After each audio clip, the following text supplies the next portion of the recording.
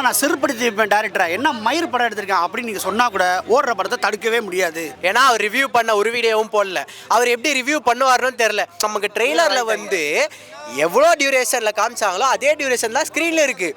ஏன் உங்களுக்கு எவ்வளோயா கடன் இருக்குது, நாங்களாவது எப்படியாவது வசூல் பண்ணி கட்டிடுறோம், தயவுசெய்து இந்த மாதிரிலாம் நடிக்காதீங்கன்னு சொன்னாங்கல்ல. டிடி ரிட்டர்ன்ஸ் படம் எப்படி இருக்குது? டிடி ரிட்டர்ன்ஸ் என்னன்னா புதுசாக நிறைய விஷயங்களை வந்து ட்ரை பண்ணணும் அப்படின்னு யோசிச்சிருக்காங்க. க்ரியேட்டிவாக நிறைய விஷயங்கள் இருக்குது, புதுசாக நிறைய விஷயங்கள் இந்த படத்தில் பார்க்க முடியுது பார்ட் 1, 2, 3 கம்பேர் பண்ணும்போது. பட் அது ஒர்க் அவுட் ஆயிருக்கா? இல்லை. ஒர்க் அவுட் ஆயிருக்கா? ஒர்க் அவுட் ஆகல. ஏன் அப்படி கேட்டோம்னா கான்செப்ட் இருக்கு இல்லையா, கான்செப்ட் வந்து பயங்கர ஸ்ட்ராங்காக இருக்கணும். ஒரு ஹாண்டட் ஹவுஸ்க்குள்ள நம்ம போகிறோம், ஹீரோ கண்டிப்பாக போய் தான் ஆகணும் அப்படிங்கும்போது நம்மளுக்கு வந்து ஒரு பயம் இருக்கும், இவன் போனவன் திரும்பி வருவானா வரமாட்டானா அப்படின்னு சொல்லிட்டு. ஒரு ரிவ்யூவரை நீ எத்தனை படத்தை நீ கழுவி ஊற்றிருக்க, உன்னை தூண்டி நான் ஹாண்டட் ஹவுஸ்க்குள்ள போட போகிறங்கும் போது நம்மளுக்கு காமெடி ஒர்க் அவுட் ஆகல, ஒரு ஹாரரும் வரலன்னு தான் சொல்ல முடியும். ஒரே ஒரு விஷயம் மட்டும் சொல்கிறேனே, சூப்பர் படத்தை நீங்கள் என்ன தான் நான் செருப்படுத்தி வைப்பேன் டேரக்டரா, என்ன மயிர் படம் எடுத்திருக்கேன் அப்படின்னு நீங்கள் சொன்னால் கூட ஓடுற படத்தை தடுக்கவே முடியாது. இன்னொன்று அதே மாதிரியே ஒரு நிமிஷம், அதே மாதிரியே பார்த்தீங்கன்னா நல்லா இல்லாத படத்தை நான் காசை வாங்கிட்டு செம்ம படம் இந்த மாதிரி ஒரு படமே கிடையாது வச்சு செஞ்சுருக்காங்க சூப்பர் படம்னு சொன்னாலும் அதை ஓடாததை தடுக்க முடியாது. இந்த ஒரு நல்ல கான்செப்டை வச்சுட்டு நீங்கள் ஒரு ஷார்ட் ஃபிலிம் பண்ணுங்கள், ஒரு ரீல்ஸ் பண்ணுங்கள், என்ன சொல்கிறது, ஒரு டாக்குமெண்ட்ரி எடுங்க. ஆனால் ஒரு படமாக எடுத்திங்கன்னா உங்களுக்கு எவ்வளோ பாதிப்புங்கிறத இந்த படம் காமிச்சிச்சுன்னு சொல்ல முடியும். இல்லை, ஆக்சுவலாக இன்னொன்று என்னன்னா, இந்த படத்தில் டிடி நெக்ஸ்ட் லெவலில் வந்து சந்தானம் சார் ஒரு ரிவ்யூவராக காமிச்சிருக்காங்க. ஸோ ரிவ்யூவர்ன்றதை மென்ஷன் பண்ணுறாங்களே தாண்டி அவர் என்ன அப்படி ரிவ்யூ பண்ணார்?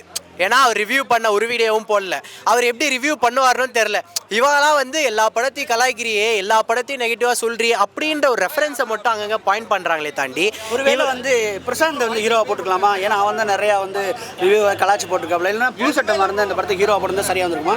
அப்படிலாம் இல்லை, சந்தானம் சாருக்கே இந்த படம் ஓகே தான். பட் என்னன்னா சந்தானம் சார் உள்ளே வராரு அப்படின்னும் போது அவருக்கான எலிமெண்ட்ஸை ப்ராப்பராக வந்து உள்ளுக்குள்ளே வந்து செதுக்குதான் நல்லா இருந்திருக்கும். என்னன்னா script okay, story okay, but அதை வந்து எப்படி ஆடியன்ஸுக்கு எடுத்துகிட்டு போகணுன்ற ஒரு விஷயம் இருக்குல்ல.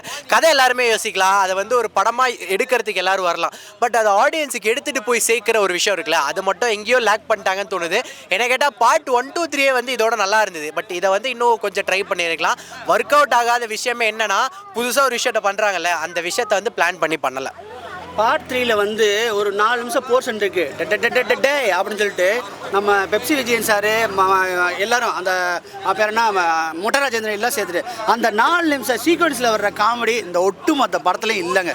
அதுதான் பெரிய வயத்திருச்சல். இந்த படத்தில் முட்டராஜேந்திரன் இருக்காரு, ரெட்டின் கிங்ஸ்லிலாம் இருக்காங்க அப்படின்னும் போது ரெட்டின் கிங்ஸ்லி அதுக்கப்புறம் மாறன்லாம் இருக்காரு. பெருசாக ஒரு காமெடி வந்து எக்ஸ்பெக்ட் பண்ணோம். நம்ம ட்ரெய்லரில் அந்த உயிரின் உயிரை பாட்டு பார்த்துட்டு ஆஹா ஏதோ ஒரு சம்பவம் இருக்குப்பா அப்படின்னு தான் தேட்டருக்கு போகிறோம். பட் அந்த உயிரின் உயிரே நமக்கு ட்ரெய்லர்ல வந்து எவ்வளோ டியூரேஷனில் காமிச்சாங்களோ அதே டியூரேஷன் தான் ஸ்க்ரீனில் இருக்குது.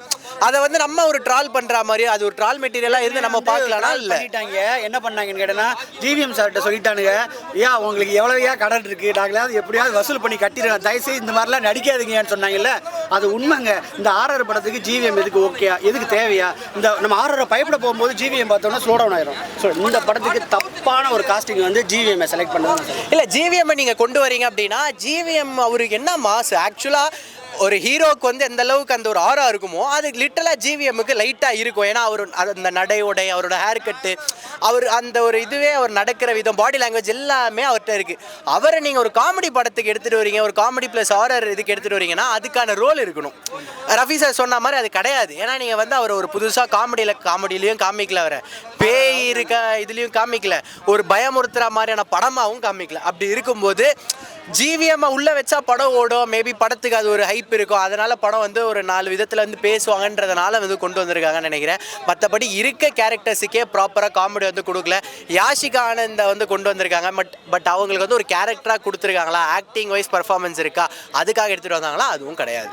கஸ்தூரி ஒருத்தர் போட்டு ஒரு ஸ்கர்ட் போட்டு ஆட விட்டுருக்காங்க. முன்னாடி சைக்கிள் அட்லீஸ்ட் லெக்கில் வந்து என்ன சொல்கிறது அந்த ஸ்கின் கிளாத்தாவது போட்டிருக்கலாம், எங்களால் பார்க்கவே முடியல. அது ஒரு காமெடின்னு சொல்லிட்டு அவங்கள வச்சு செய்வாங்க. இனிமேல் நல்லா தெரிஞ்சு வச்சு அந்த மாதிரி இருக்குது. இதில் பெரிய காமெடி படத்தோட கிளைமாக்ஸில் வந்து போடுறாங்க டிடி நெவர் எண்ட்ஸ்ன்னு போடுறாங்க.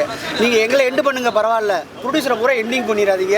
5 எடுக்க போகிறேன், 6 எடுக்க போகிறேன், 7 எடுக்க போகிறேன், தயவுசெய்து தமிழ் சினிமாவில் ப்ரொடியூசர்லாம் தேடிக்கிட்டு இருக்கானுங்க, எங்கடா இருக்கீங்கன்னு சொல்லிட்டு. இந்த படத்துக்கு டிடி நெவர் எண்ட்ஸ்ன்னு வாங்க ஏன் டிடி 5 எடுக்க போகிறோம், டிடி 6 எடுக்க போகிறோம்னு சொல்லிட்டு வளைச்சு போட்டாங்களே, சாவடிச்சாங்க. தயவுசெய்து இதோட விட்டுருங்க சாமிகளா.